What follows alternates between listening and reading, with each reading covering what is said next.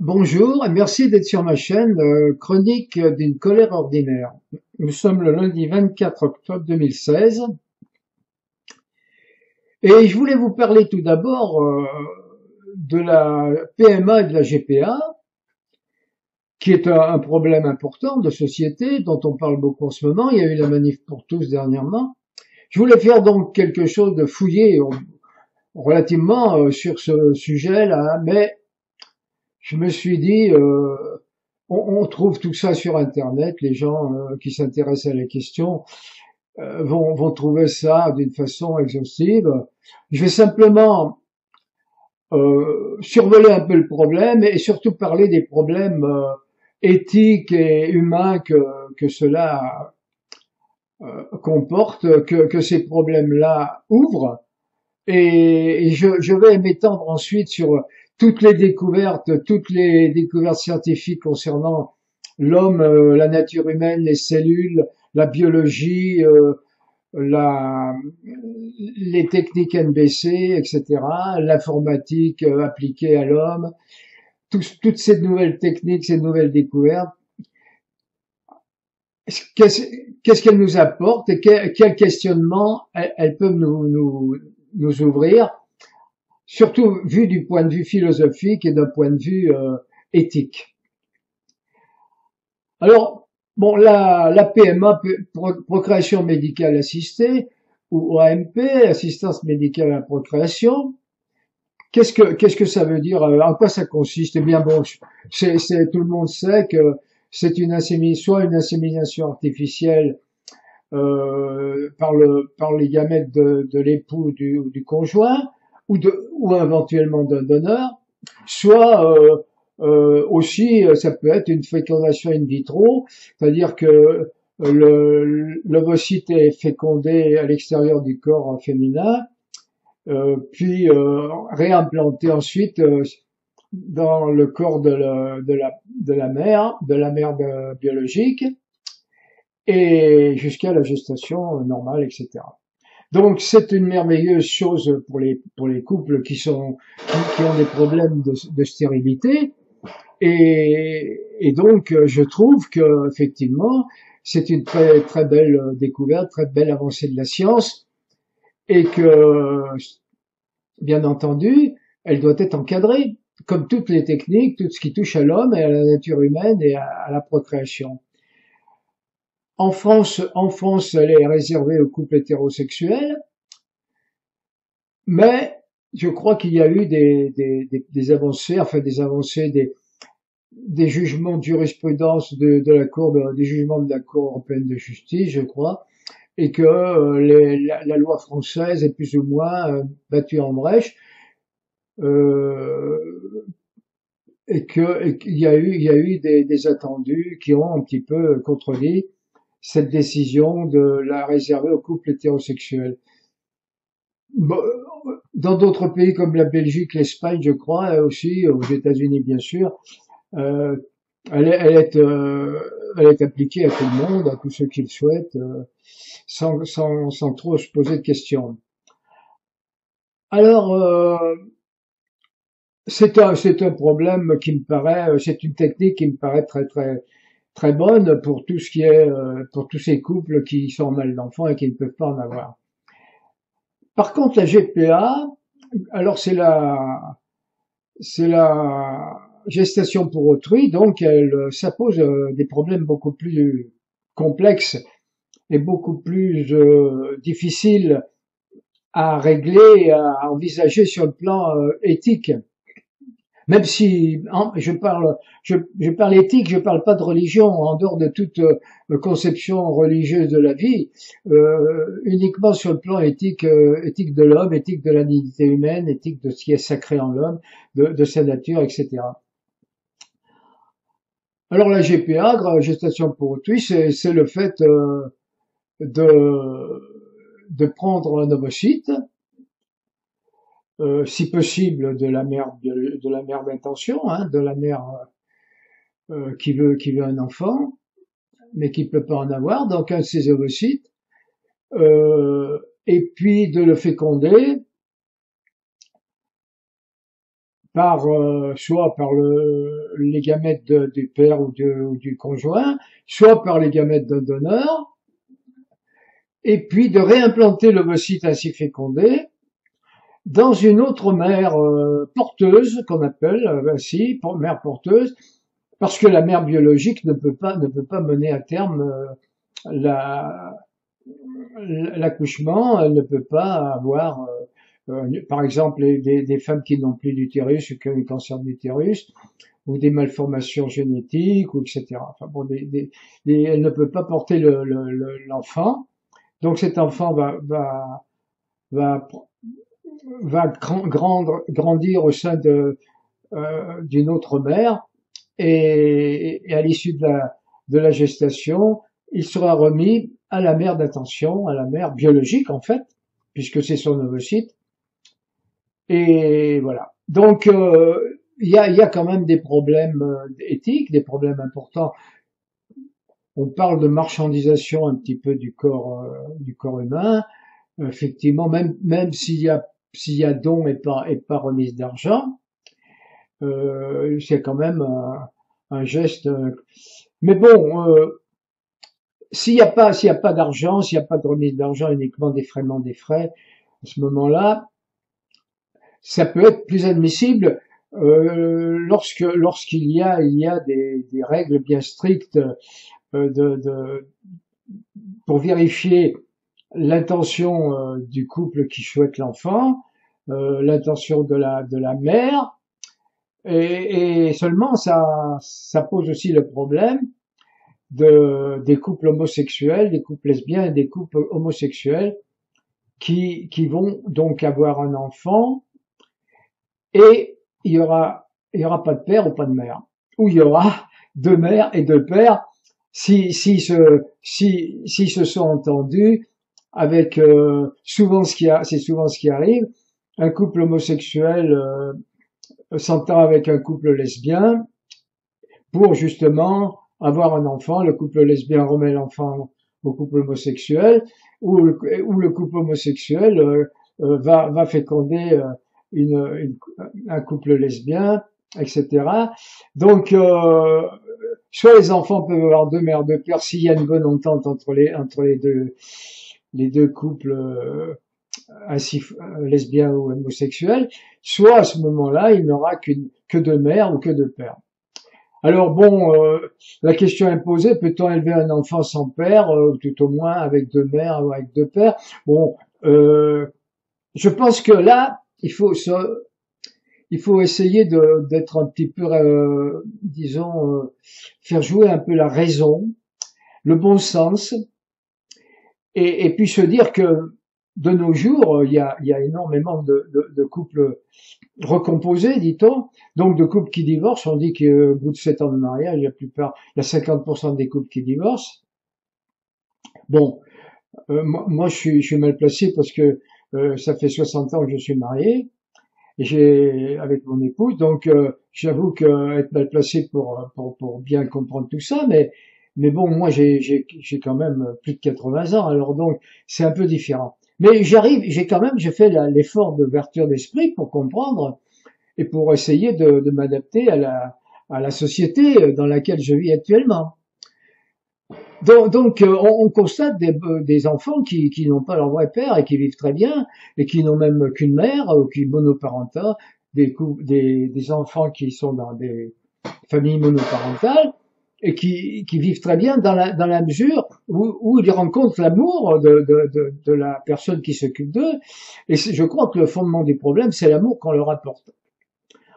Et il vaut mieux qu'un couple monoparental avec beaucoup d'amour qu'un couple normal avec une mésentente totale et un enfant qui va souffrir devant cette mésentente de ses parents et ses disputes continuelles et ses non-dits, etc.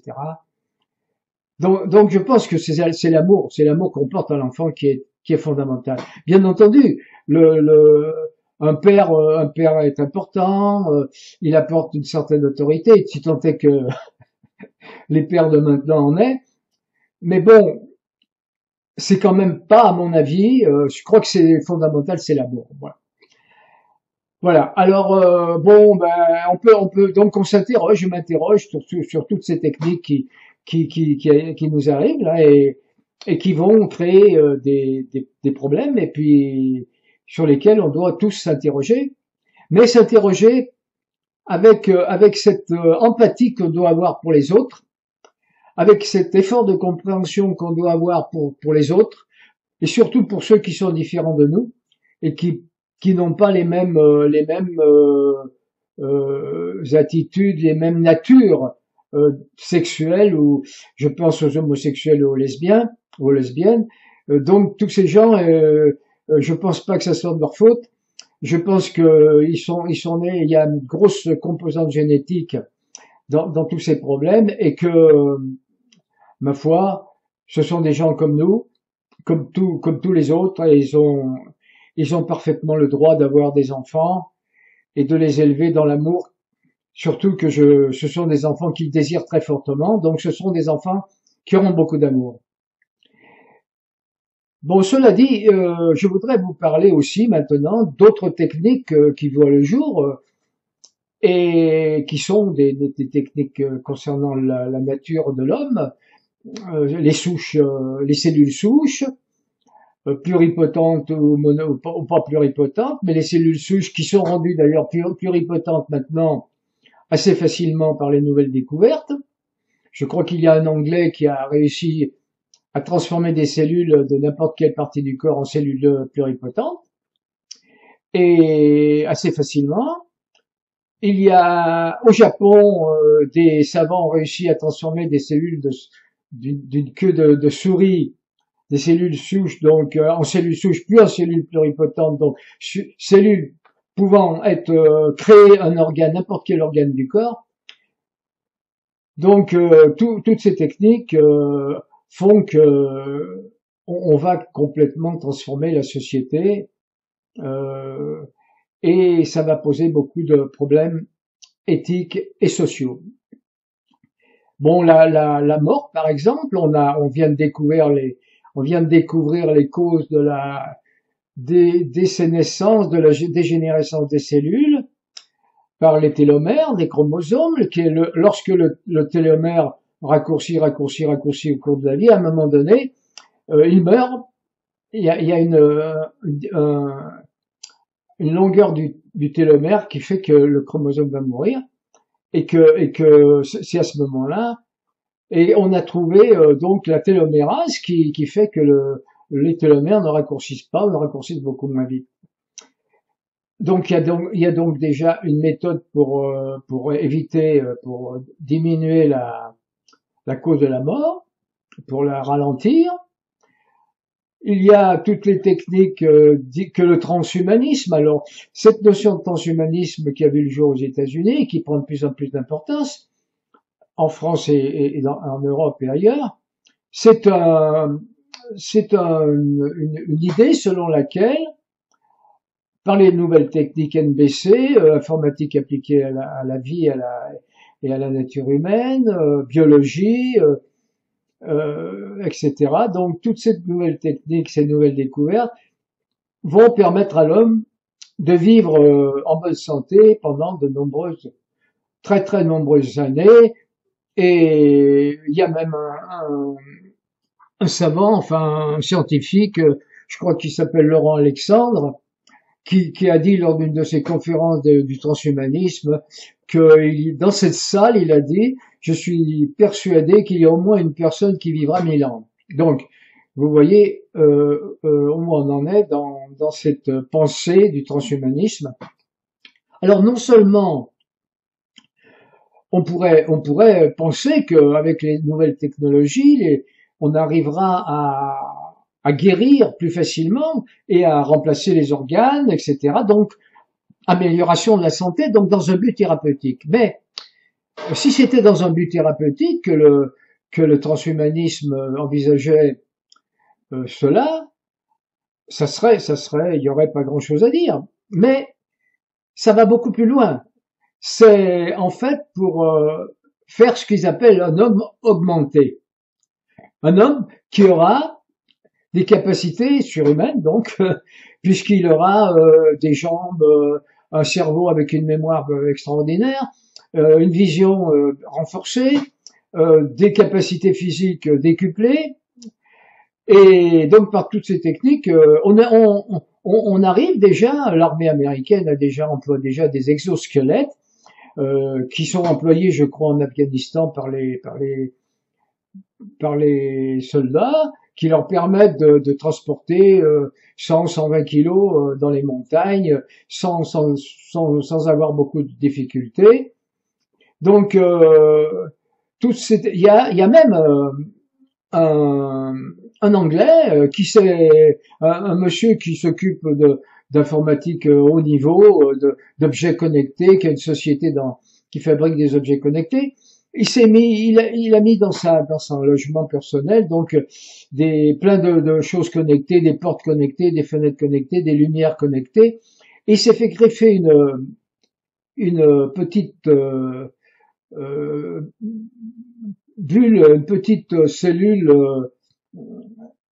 miniature dans le bras, et qui lui permet donc, lorsqu'il passe, de dialoguer en même temps et d'être reconnu par les objets connectés de sa maison. Mais il a été encore plus loin, puisqu'il s'est fait faire également dans le bras une opération sous anesthésie générale, sérieuse, où il s'est fait greffer donc un composant un peu plus complexe, beaucoup plus complexe même, qui est en liaison avec le cerveau, je crois, et qui lui permet de manipuler donc à distance un bras articulé. Voilà. Donc, alors ce transhumanisme part du principe que nous allons pouvoir créer un cyborg, une sorte de cyborg, c'est le terme qui est employé. C'est un rêve c'est une élucubration de la science-fiction depuis de nombreuses années.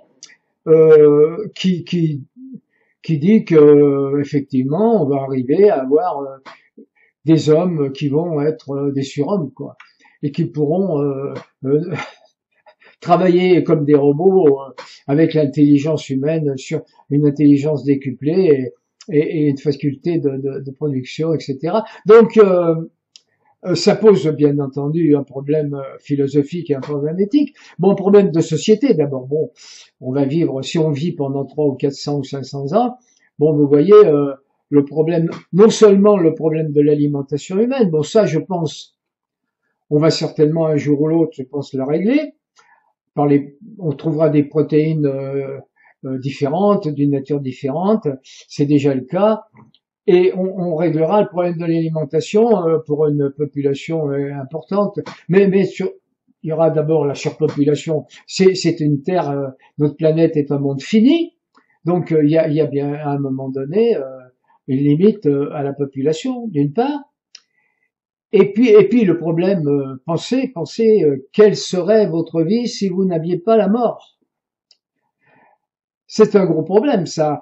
La mort n'existant plus, ou tout au moins étant tellement éloignée qu'elle n'est plus une préoccupation, elle n'est plus dans notre esprit, elle ne fait plus partie de notre nature humaine, ou elle est tellement loin, qu'est-ce que va être notre vie?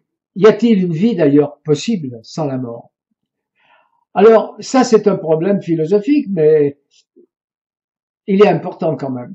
Alors, toutes ces questions éthiques, et puis aussi, ce problème de cyborg là, ce sont des techniques extrêmement coûteuses. Bon, peut-être que elles arriveront un jour à être un peu moins coûteuses, mais ça sera toujours réservé aux gens qui auront les moyens, aux gens les plus riches. Donc les inégalités qui sont déjà extraordinairement creusées de plus en plus, eh bien, elles vont encore se creuser. Les gens qui ont les moyens vont pouvoir se payer des mémoires fabuleuses, se payer des capacités physiques extraordinaires, et le monde va être bientôt divisé en ceux qui vont le diriger, qui seront des surhommes, des cyborgs, qui seront, je sais pas, 100 000 ou 200 000, et qui vont diriger le monde à leur manière, qui vont diriger les pauvres gens qui eux n'en pourront même.